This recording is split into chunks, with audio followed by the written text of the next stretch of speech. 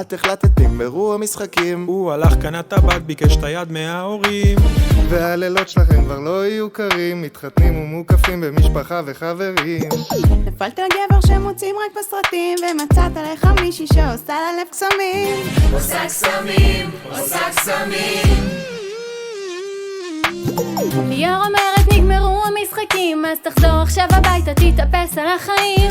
סופר זבל, ניקיונות ובישולים, והכי הכי חשוב, אל תעשה בכלל פיתים. חיפשת מישהי נסיכה של החיים, שתסבול את השטויות שלך ואת כל הוויכוחים.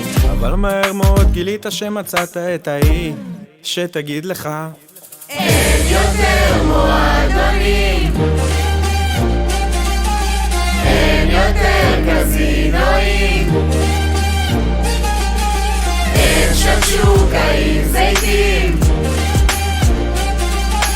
אין כיור מלא כלים.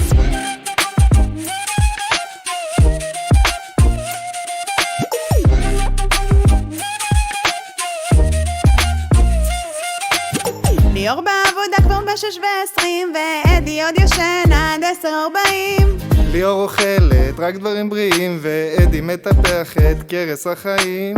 אני קיבלת בחור עם כל החברים, למרות שתשמעי את אותם הסיפורים. והערב מרימים עם כל החברים, ליאור ואדי מתחתנים, הערב מתחילים. ליאור אומרת נגמרו המשחקים, אז תחזור עכשיו הביתה, תתאפס על החיים. כולם בג'ון הגוש ואדי מתחתנים, אז תזמין עוד ג'ין וטוניק ונעוף על החיים. מצאת מישהי נסיכה של החיים, אחריך מסדרת וגם שמה מצעים. ואת גילית שלפעמים מוצאים תיאור שיגיד לך אין יותר מועדונים.